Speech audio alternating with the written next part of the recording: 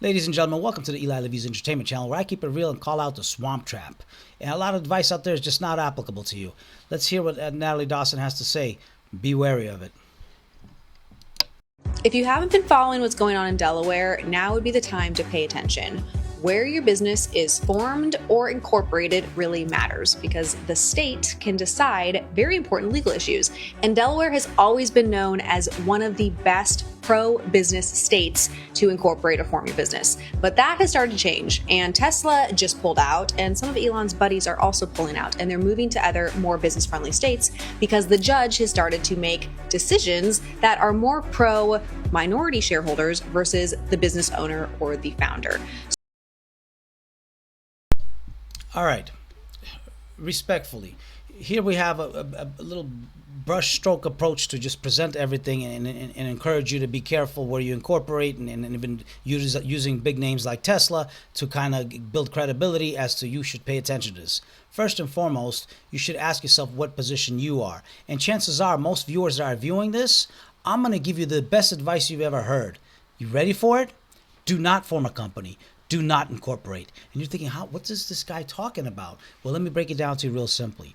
Unless you have a house that you own that's worth over $500,000, you have more than $10,000 of cash in the bank, a nice car, nice furniture and things like that, and personal effects, there's no point for you to form a company or incorporate because you can simply file Chapter 7 protections and protect yourself. The idea of a company is to protect your assets. That's what it is. It's to avoid liability.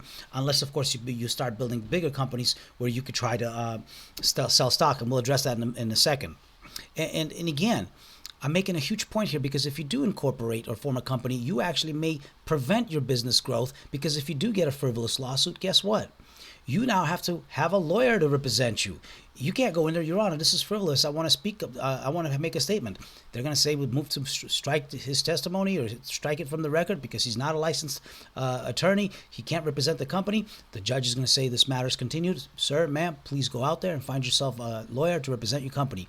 And you're going to think, my gosh. And then you're going to go to a lawyer and they're going to charge you a ton of money for something that you could have done yourself. And you're going to be confused, and all of a sudden, especially in a business, the money is important, and you don't want to start creating, a funnel of losing fees and filing state, the state charges a fee, yearly fee. You have to do filings, you have to do additional tax records, things like that. Simplify it. Unless you have enough assets where you need to protect it, do not form a company. Do not form a corporation.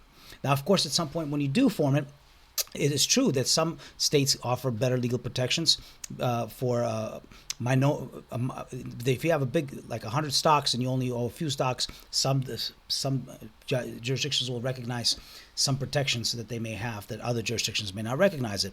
But I'm not sure if it's quite accurate to describe what happened here with Tesla because there's also other factors such as state taxes, availability of talent, also things like talent is more for location. You can incorporate different state, but certainly state taxes and other things like that, tax breaks and other avenues. But you really don't start thinking about that until you actually have a huge corporation with many stocks. And based on the viewership that we see here and the people that are viewing this, you probably don't fall into that category. So don't form a company, don't incorporate unless you have enough assets that where you need to. I hope this actually hits home. And if anybody agrees or disagrees, I want to hear your comments. Please share, like, and subscribe. I'm keeping it real.